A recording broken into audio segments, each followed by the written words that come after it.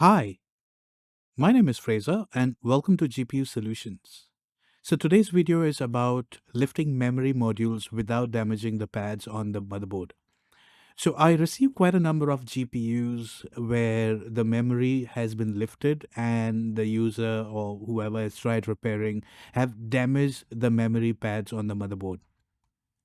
Okay, so in this video, we are going to look at how to remove the memory without damaging the pads and what are the precautions that you need to take before you start to remove the memory pads. So let me switch over to the microscope and we'll take a closer look. So now if you take a look around the memory, there's a lot of dirt. Now sometimes there are pieces of pads that stuck or pieces of some putty that's stuck around the memory, which can be dangerous. When I say dangerous, it means that it's going to get into the underneath the other pad, probably cutting the connection between the pad and the memory on the neighboring module, and that's what we don't want. So the first thing we need to do is clean off the board around the core and around the memory. Now on this board, I'm going to lift all the memories. So I'm going to clean the entire board and just blow the isopropyl alcohol that I'm using to clean the board. So you can see that I'm blowing air, and if there's any debris that's stuck underneath the memory modules, that's going to come out. And you can already see the debris that's coming out of the bottom memory chips. So the next step that we are going to do is preheat the board, and we want the board at least 120 degrees Celsius. So you can see I'm using a preheater, and this preheater can go up to 120 degrees. The reason that we are using a preheater is that when we are applying heat to the memory, we don't want the board to soak up that heat. So we want the board to, or the chips to absorb that heat so that the solder underneath melts. Okay, so I'm applying flux, and what flux does, it aids, in preventing oxidation, and it's going to melt the solder evenly. So now this is a donor board, and I need the chips, all the chips, to be removed. So I'm going to go ahead and apply flux on all. But in case you're removing a single chip, you would just apply the heat, or the flux only on that particular chip. Now, since this is a donor board, I don't care about the GPU core, so I'm not going to use any shielding. But in case if you are using or if you're working on a good board where the core is good and you just need to remove a single chip, then you need to use shield, some kind of shield or shielding of the GPU core so that you don't overheat the core, or you don't or the debris doesn't enter it underneath the core. So you can see that our temperature is now 120 degrees Celsius. The board is nice and hot, and we can now start to apply some heat.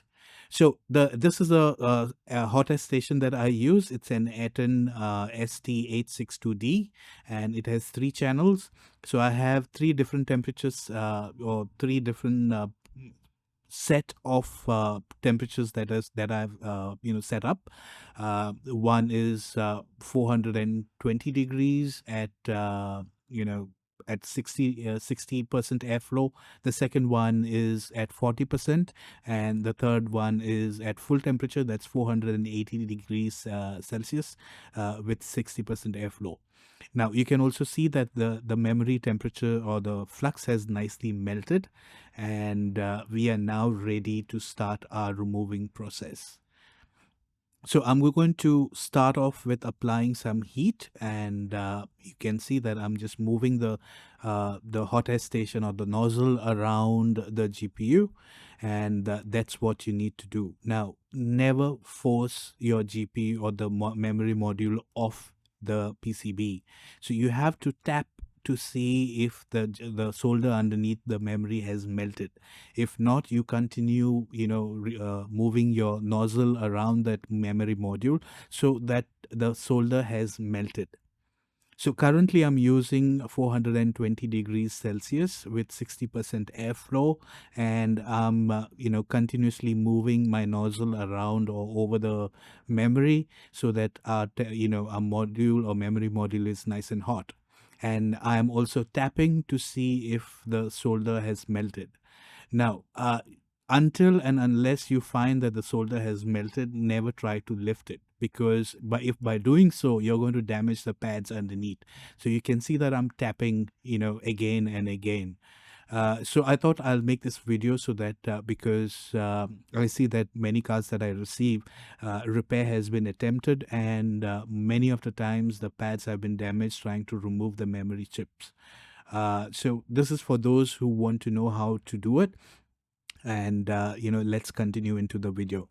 So you can see that I'm tapping, and you can see that it's melting, but it's not fully melted.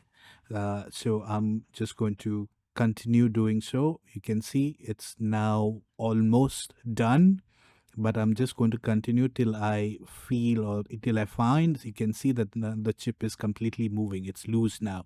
Now is the time that you can lift the memory. So there you go. So that's how you do it.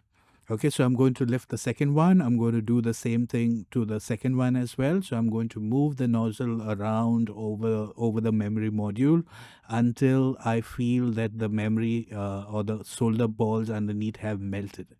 And I'm just going to keep on going around and round till I feel the memory move. So I have tapped and I can see that the memory has moved, and now it's time to lift. There you go. And it's nice and smooth, so you can see that there's no damage on any of those pads. And I'm now going to do the same thing with the rest of the memory modules. So I'll see you at the end when I'm done removing all the memory modules.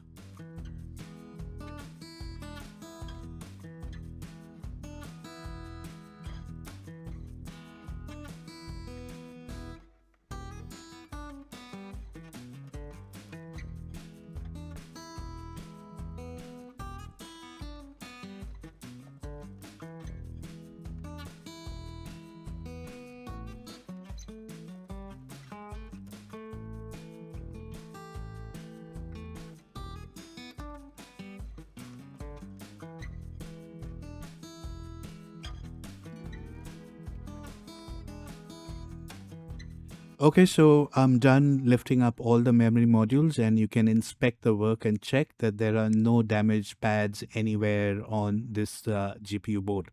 So yes, you can take a look.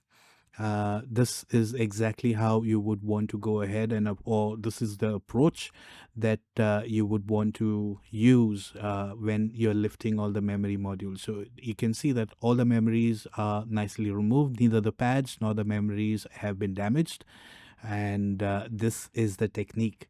So I hope you learned something from this video. This is a short video, and I hope this is going to be useful.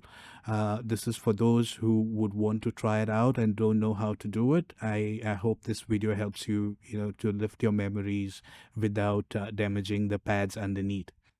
Okay, so if you like the video, please hit the like button and don't forget to subscribe for more content like this. Your support means a lot to me. Thank you for watching, and you have a good day. Bye for now. Cheers.